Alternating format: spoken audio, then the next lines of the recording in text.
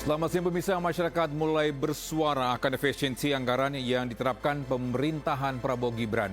Namun pemerintah pun pastikan pemangkasan anggaran tidak mempengaruhi pelayanan publik, pendidikan hingga kesehatan tidak terdampak efisiensi anggaran.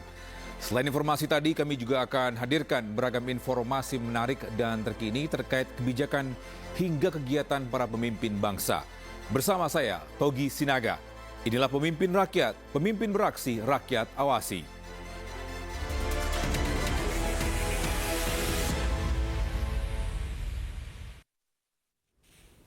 Pemirsa, pemerintah pastikan pemotongan anggaran tidak berimbas kepada bidang pendidikan termasuk beasiswa pendidikan dan Kartu Indonesia Pintar. Uang kuliah perguruan tinggi pun tidak akan naik. Kebangkitan bangsa Indonesia dan bahwa bangsa Indonesia ini tidak ada pilihan. Kita harus bangkit atau kita terus menjadi negara yang begitu-begitu saja. Negara yang rakyatnya masih banyak yang miskin. Kita akan menghilangkan kemiskinan melalui pendidikan. Efisiensi anggaran kementerian dan lembaga terus menjadi sorotan. Kementerian yang menggawangi dunia pendidikan Indonesia pun sempat akan terkena pemotongan anggaran. Namun setelah melalui pembahasan panjang, pemerintah pastikan pemotongan anggaran tidak berimbas kepada dunia pendidikan. Terkait beasiswa Kartu Indonesia Pintar, kami tegaskan bahwa beasiswa Kartu Indonesia Pintar tidak dilakukan pemotongan atau pengurangan. Keputusan ini diambil setelah rapat bersama dengan DPR RI. Sebelumnya dalam rapat Menteri Pendidikan Tinggi, Sains dan Teknologi, Satrio Somantri Brojonegoro, menyoroti kemungkinan naiknya biaya kuliah akibat efisiensi anggaran. Itu dikenakan efisiensi dirjen anggaran 50%. Kami usulkan kembali supaya posisinya kembali kepada pagu awal, yaitu 6,018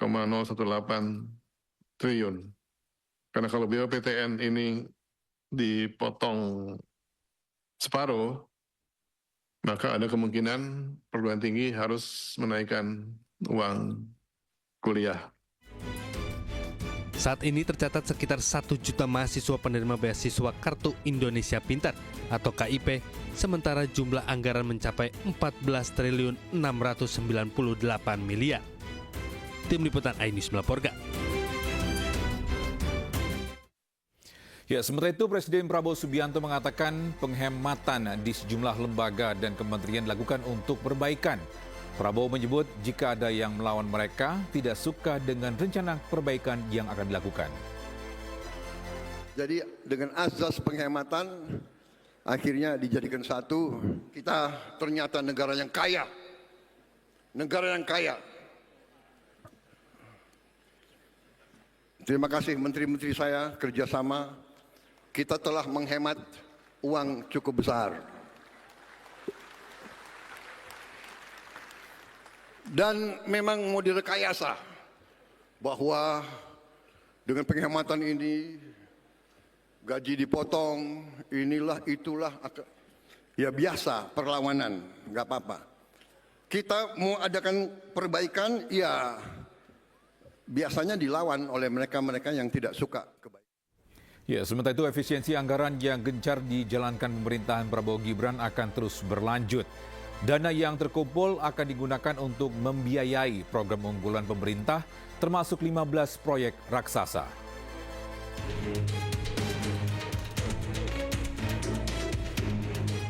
Guna meluncurkan program pemerintah, Presiden Prabowo akan meluncurkan Badan Pengelola Investasi Daya Anagata Nusantara Danantara pada 24 Februari 2025. Danantara akan mengawal 15 mega proyek nasional yang telah disiapkan.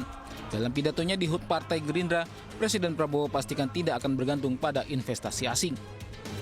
15 proyek, mega proyek yang miliar-miliar dolar kita mulai tanpa kita minta investasi dari luar negeri.